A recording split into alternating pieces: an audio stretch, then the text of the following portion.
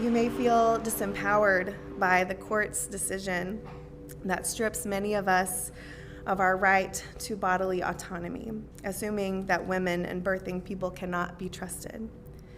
But, beloveds, whatever politicians say, whatever the law says, the truth is that you are powerful, you are trustworthy. I don't think that we had a big, split or loss of membership whenever we became a reproductive freedom congregation, but I know there were tense discussions for sure. There are lots of different viewpoints, and folks have lots of different stories and histories that play into that, and it's certainly not one univocal answer that says that life begins at conception. That's certainly not the tradition. But on the whole, it's important to us that we're supporting those people that are on the margins, the same people that Jesus supported.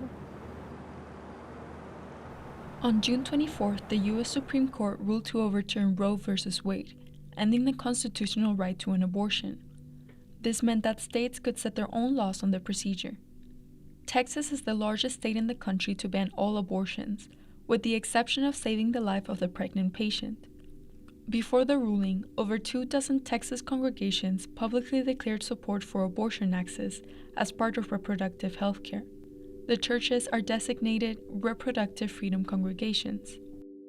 There are 3 commitments that we made that all reproductive freedom congregations make with Just Texas, and one is we respect and trust women and all birthing people. One is that we commit to making this space a shame and judgment and stigma-free place for people regardless of their reproductive health decisions, including abortion. And then the last one is that we believe and we proclaim that access to affordable and quality reproductive health care, including abortion, is a moral and social good. Starting 30, 40 years ago, congregations began creating welcoming and affirming congregations and designating themselves as safe havens and safe places for LGBTQ folks. And so we thought, okay, if we can do that with LGBTQ folks, let's do it for reproductive freedom. And we, when you look at 1 in 3 or 1 in 4 women have had or will have an abortion, it meant that clergy are standing up every Sunday, looking out from a pulpit across their congregation, and 1/3 of all of the women there have had or will have an abortion. I definitely feel like the state is legislating religious beliefs. And I think that, to me, that's a violation of my religious freedom. I know many other people of faith feel that way as well. I myself went through infertility treatments, and if I had become pregnant with 6 embryos, I would have wanted to have the opportunity to consider reducing those and giving the remaining babies a better chance at life. Now that Roe v. Wade has been overturned, I and some other clergy in Texas especially are prepping for, okay, what do we do now when folks know that we are a safe space and come to us for help? In Dallas, Reverend Daniel Cantor is answering that question.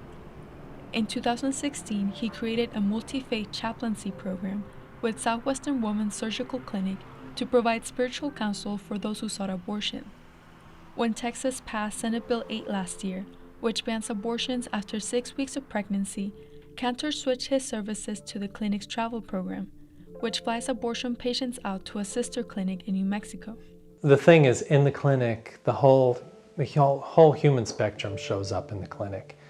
Everyone has abortion. It's not, it's 1 in 3 or 1 in 4, depends on what statistics you see. And so when we got to this program and we started to see who was being turned away, we saw there was a difference. So we had to make a decision, and we decided that because it was a crisis, the people we would take, who we'd prioritize, were the people who fell under the poverty line and couldn't get themselves to another state for an abortion.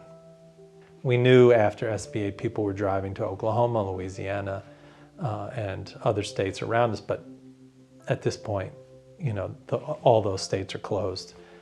So our travel program is the one hope that we have right now for this clinic, this community, this part of Texas. But in recent weeks, as questions rise about the legality of helping people access abortions out of state, Cantor and his group paused the travel program. They say that they are devastated because they can no longer affirm bodily autonomy for the community they serve.